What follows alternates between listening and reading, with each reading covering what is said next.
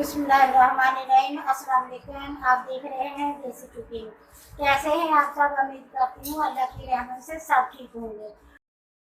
आज मैं बनाने लगी है चिकन पुलाव। अगर मेरी वीडियो अच्छी लगती है तो लाल सब्सक्राइब का बटन दबाएं, साथ बेल का बटन दबाएं ताकि मेरी आने वाली नई वीडियो आपको सबसे पहले फ्री में मिले। ਉਹਦੇ वास्ते मैं 2 किलो चिकन लिया वा, 2 किलो ही मैं चावल लिया, 4-5 में प्याज, 5 प्याज इधर मैंने साइज देसी उन्होंने मैं कटिया इस तरह कट के रख लिया ये मैं साइड पे कर देनी हूँ।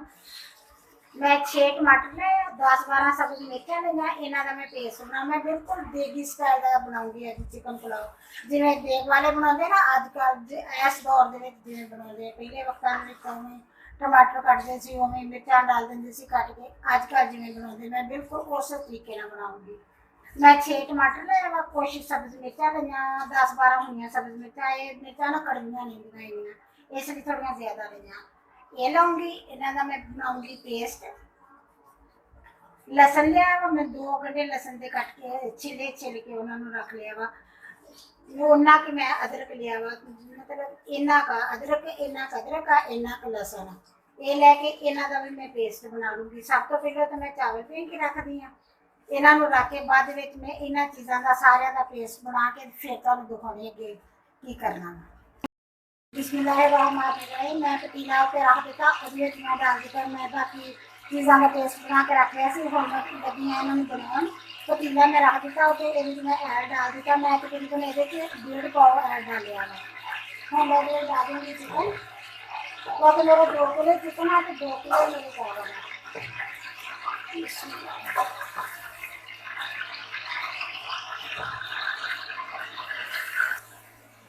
बिस्मिल्लाहिर्रहमानिर्रहीम। चिकन में डाल देता है, इन्हें मैं करूँगी फ्राई। बहुत ज़्यादा फ्राई नहीं करूँगी, इन्हें थोड़ा फ्राई करूँगी बस। इन्हें भी नहीं थोड़ा करूँगी कि बस वाइट हो जाए तो बंद कर दी, नहीं है इन्ना फ्राई करूँगी कि एक का जो पानी है वो खुश्क हो जाए तो दूसरा ये अच्छी तरह फ्राई हो जाए।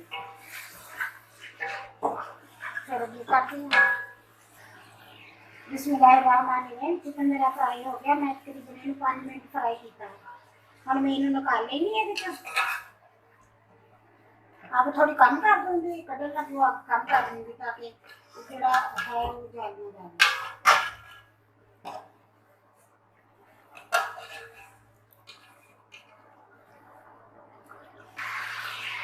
बिस्मिल्लाहिर्रहमानिर्रहीम। मैं चिकन निकाल लिया है, तो हमने डाल देनी है प्याज।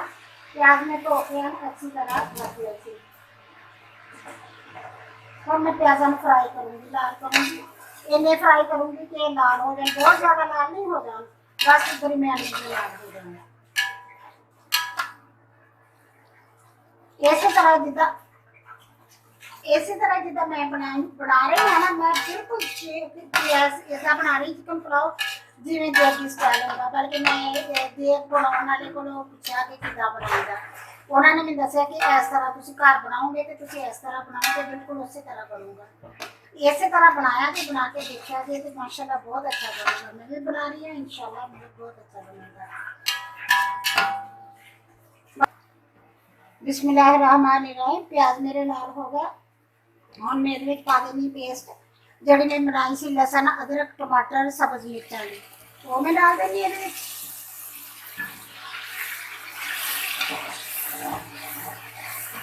बस मैं थोड़ी सी देर को जितनी देर तक ना टमाटर का पानी का नहीं पीता, जरा ये लगा हुआ ना जग च, इस भी मैं थोड़ा पानी डाल दी, डाल के डाल देनी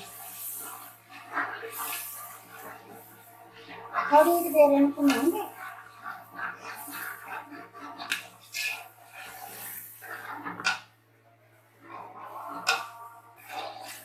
बिस्मिल्लाहिर्रहमानिर्रहीम। टमाटर का पानी थोड़ा जहा खुश्क हो गया, हम मेरे डाल दिए मसाले। मसाले कुछ इस तरह डालूंगी। 2 चम्मच मैंने सूखे धनिया के पाउडर दे, 1 चम्मच बड़े वाला लिया हुआ मैं जीरे का पाउडर का, जीरे पाउडर का ये डाल देंगे। 1 चम्मच मैं लिया लाल मिर्च पीसी हुई का, ये डाल देंगे। नमक डाल देनी है, नमक तुम आपकी मर्जी के हिसाब न डालोगे, मतलब जिन्ने तुहाडे चावल होंगे। अगर तुम 2 किलो बना रहे हैं फिर, या तुम कम बना रहे फिर मैं ये 2 चम्मच फुल करके डाल रही हूँ। फिर मैं जो पानी पा के उबाला आ जाता है वो मैं नमक चेक कर लूँगा। ये मैं डाल देते नमक डाल देता और मेरे डालूंगी कुछ थोड़े के साबुत मसाले कुछ मैं लिया साबुत मसाला और मैं डाल देनी मैं लिया है कि आप 5 इलायचियाँ लिया बड़े वालियाँ 2 बादाम के फूल लिया थोड़ी जी दालचीनी ली है दालचीनी में इस तरह करके टोटे कर लिया 3-4 टोटे हो गए 4-5 टोटे हो गए। 1 चम्मच में लिया वा काली मिर्च का 15-20 में लिया लौंग 15-20 लौंग लिया वा 2 चम्मच में लिया जीरे के सफेद जीरे के ये मैं डाल देनी तेज पत्ते लिया से 2-3 और मैं उमें फड़ के डाल देते और ये सारे मसाले में डाल देनी है। मसाले सारे डाल गए और मैंने थोड़ा लूँगी 2 तेज पत्ते ले और मैं जितना मैं दिखाया ना वो मैं तो शायद नजर नहीं आया सी वो तो डाल देते बस और मैं डाल दूँगी चिकन डाल दूँगी थोड़ा फ्राई करके रखा सीगा और मैं इनको भूनूंगी मसाले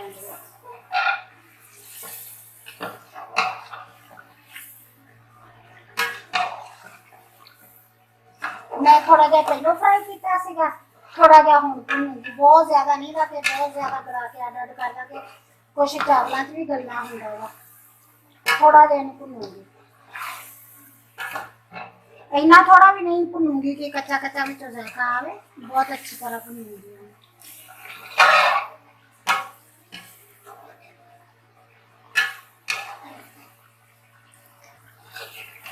बिस्मिल्लाहिर्रहमानिर्रहीम चिकन मेरा है अच्छी तरह को दिया मसाले में बहुत अच्छी तरह को दिया और मेरे में डाल देनी है पानी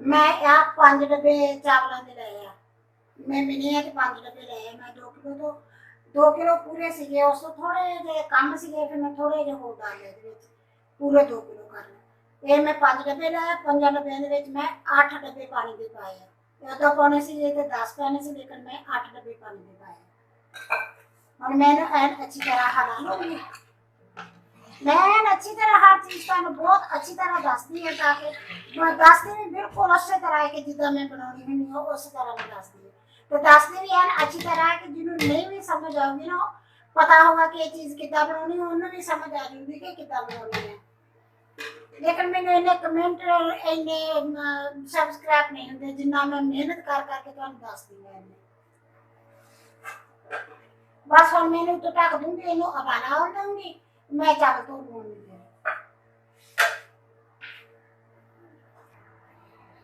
बिस्मिल्लाहिर्रहमानिर्रहीम पानी में मेरे उबाला आ गया बल्कि उबाला की अच्छी तरह पकना है हम मैं केदा करूंगी नमक चेक इस स्टेज पर तुम नमक चेक कर सकते हो तुम इस तरह करो थोड़ा जहा पानी लगाओ इहदा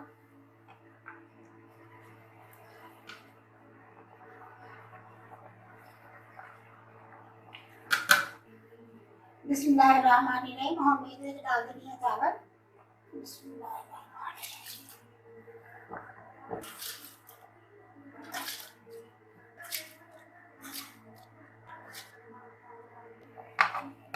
बिस्मिल्लाहिर्रहमानिर्रहीम चावल में डाल देते मैं इसलिए पानी ये कम डालिया क्योंकि मैं कच्ची बासमती के चावल बना रही हूँ अगर तुम पक्की बासमती के चावल बनाओगे तो फिर तुम पानी ज्यादा डालना पड़ेगा मैं कच्ची बासमती के पानी चावल बना रही हूँ बस हम मैंने बंद कर हिला के ये दे देनी है ढक्कन आप ये थले फुल कर देनी है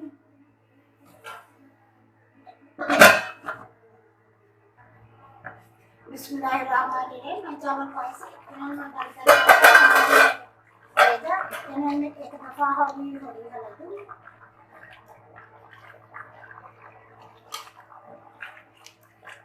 ऐसा ऐसा क्योंकि कच्ची बासमती दी है ना ऐसा ऐसा बस और मैं इन्होंने उन्नी देर तक फिर पकने के रख दूंगी ढक्कन के रख दूँ जितनी देर तक करते नहीं होंगे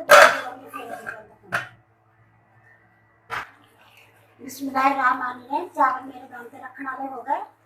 इन्होंने मैं हौली हौली हिला दूंगी एक दफ़ा।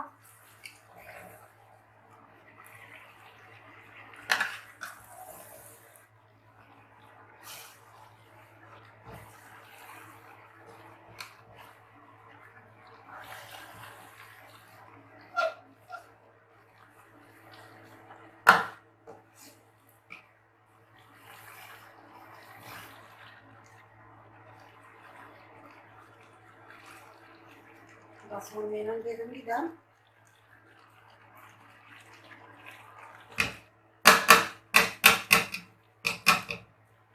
माशाल्लाह 2 किलो चावल सी तो पतीला भर गया है। ये मैं डाल दूंगी 3-4 सब्ज मिर्चा, उन्होंने इवें करके कट किया। ये सिर्फ खुशबू वास्ते डाल रही हूँ। जो दोबारा सब्ज मिर्चा डालो ना तो बहुत अच्छी खुशबू आ रही है। अगर तो तुहाडे पतीले का नीचों पतला है तो तुसीं उहदे थल्ले तवा रख लो। अगर ज़्यादा मोटा है तो फिर तवा रखने की जरूरत नहीं, फिर तुसीं एवें दम ते रख दो। बस हुण मैंने दम पे रखता, आगे तो कर दूंगी थल्ले थोड़ी जी। ते बस हुण इन्होंने मैं 15 मिनट नहीं हाथ लाऊंगी, फिर मिलते हैं 15 मिनट के बाद। बिस्मिल्लाहिर्रहमानिर्रहीम। 15 मिनट हो गए मैं चावल दम पे रखे हैं। हुण मैं इन्होंने खोल के देखती हूँ। बिस्मिल्लाहिर्रहमानिर्रहीम। माशाल्लाह बहुत अच्छे बने माशाल्लाह।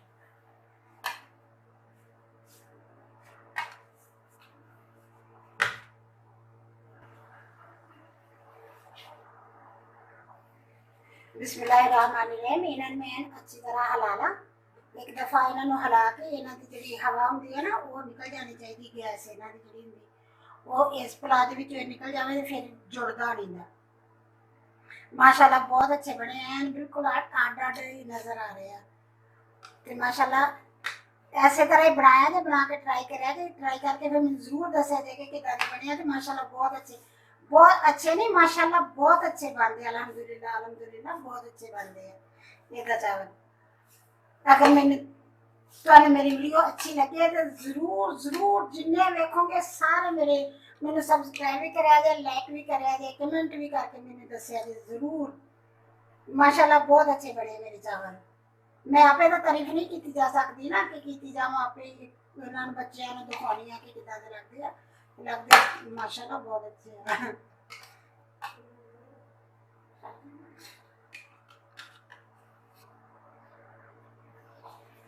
बिस्मिल्लाहिर्रहमानिर्रहीम। मैं चावल सारे एक दफ़ा इन्होंने सारे हला लिया वा। बिस्मिल्लाहिर्रहमानिर्रहीम। चावल मैं अच्छी तरह हला लिया वा। हला के इन्होंने एक थोड़ी देर खुला रहना, खुला रहने तो बाद फिर इन्होंने ढकन दूंगी। अगर मेरी वीडियो पसंद आए लाइक करना, शेयर करना, सब्सक्राइब करना। अल्लाह हाफिज़। आपकी दुआवां च बहुत सारा मैंने याद रखना। अल्लाह हाफिज़।